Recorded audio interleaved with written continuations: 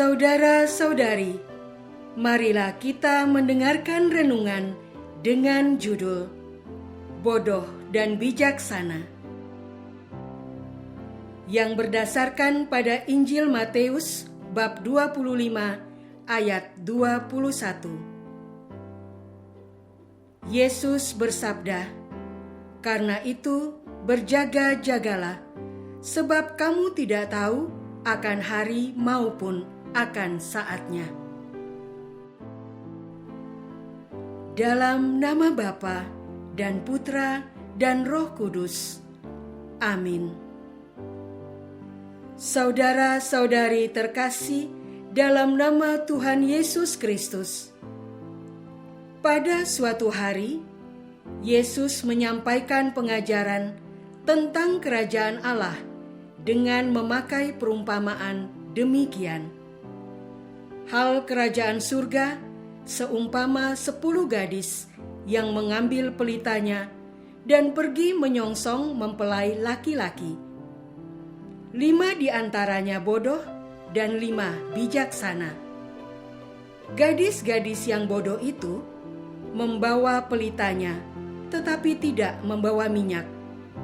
Sedangkan gadis-gadis yang bijaksana itu membawa pelitanya dan juga minyak dalam buli-buli mereka. Namun karena mempelai itu lama tidak datang-datang juga, mengantuklah mereka semua lalu tertidur.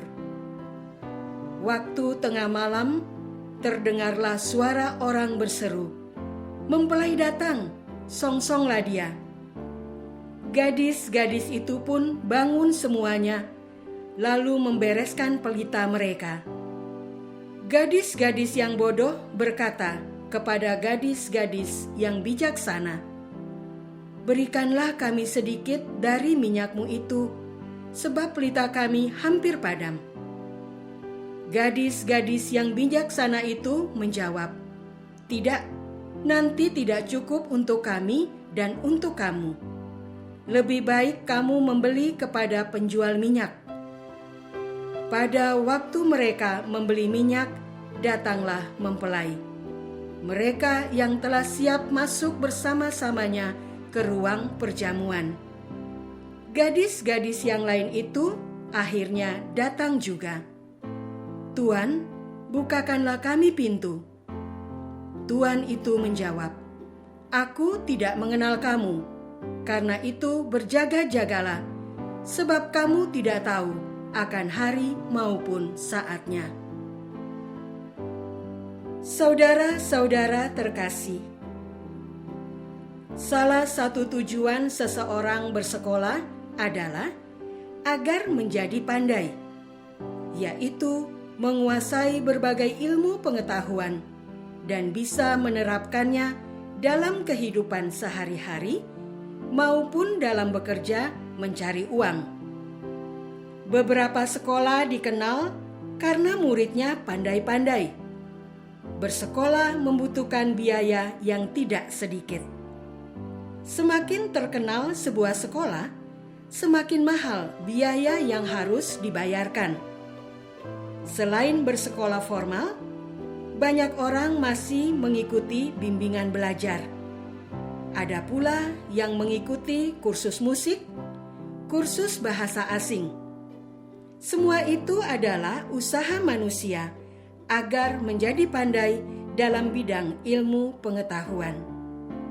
Ijazah masih sangat diperlukan untuk mendapatkan pekerjaan. Banyak orang berusaha mendapatkannya karena akan membantunya mendapatkan pekerjaan dan posisi di masyarakat. Mereka juga akan dihormati karena kepandaiannya itu.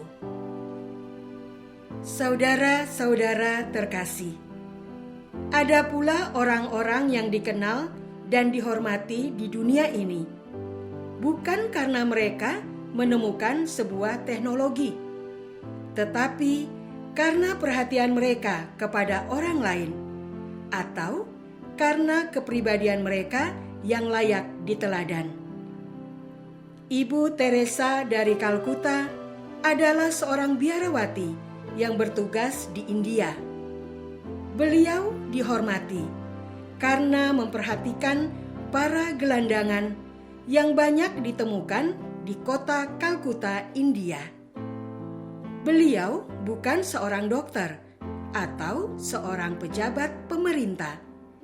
Beliau hanya ingin agar para gelandangan itu disapa dengan kasih dan mengalami hidup yang lebih layak.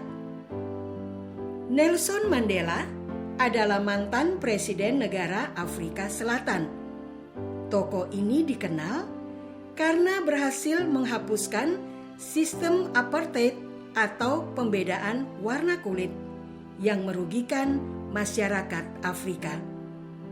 Kedua tokoh itu tertulis dalam sejarah kemanusiaan karena peka akan kebutuhan masyarakat untuk hidup selayaknya manusia. Saudara-saudara terkasih, tentu saja kita semua diharapkan memiliki kepandaian intelektual untuk bisa hidup dan bekerja. Sebaiknya, kita juga memiliki kepekaan akan kebutuhan manusia dan memberikan diri kita bagi mereka yang membutuhkan. Namun, sebagai orang beriman, kita juga diharapkan berproses menjadi seseorang yang semakin memiliki sifat-sifat seperti Tuhan. Inilah yang disebut sebagai gadis-gadis yang bijaksana di dalam bacaan Injil hari ini. Mereka bukanlah seorang pandai secara intelektual, tetapi pandai dalam membimbing iman seseorang agar percaya kepada penyelenggaraan Tuhan. Santo Yohanes Maria Vianney adalah orang kudus yang mengalami kesulitan belajar selama bersekolah, tetapi menarik banyak orang untuk bertobat melalui nasihat dalam pengakuan dosa. Mereka tidak memiliki jabatan pemerintahan, tetapi memberikan hidupnya agar manusia lain hidup. Santo Maximilianus Maria Kolbe adalah orang kudus yang bersedia menggantikan seorang bapak yang hendak dihukum mati oleh Nazi Jerman. Mereka bukanlah penemu teknologi, tetapi memanfaatkan teknologi bagi perkembangan iman. Beato Carlo Acutis adalah orang kudus yang memanfaatkan teknologi internet yang dikuasainya untuk mengumpulkan peristiwa-peristiwa iman yang berhubungan dengan sakramen Maha Kudus. Orang-orang kudus inilah yang dimaksudkan dengan gadis-gadis bijaksana. Mereka akan masuk dalam perjamuan bersama Tuhan. Apakah kita sudah pandai secara intelektual dan peka dalam kemanusiaan? Apakah kita sudah menjadi seperti gadis-gadis yang bijaksana? Marilah kita berdoa. Ya Tuhan, Engkau menghendaki kami menjadi pandai dalam akal dan kemanusiaan agar berguna bagi manusia lain. Namun Engkau lebih menghendaki kami bijaksana dalam iman, agar bisa bergabung dalam perjamuan denganmu di surga. Engkaulah Tuhan kami, kini dan sepanjang masa. Amin. Semoga kita semua selalu dinaungi dan dibimbing oleh berkat Allah yang Maha Kuasa, dalam nama Bapa dan Putra dan Roh Kudus. Amin.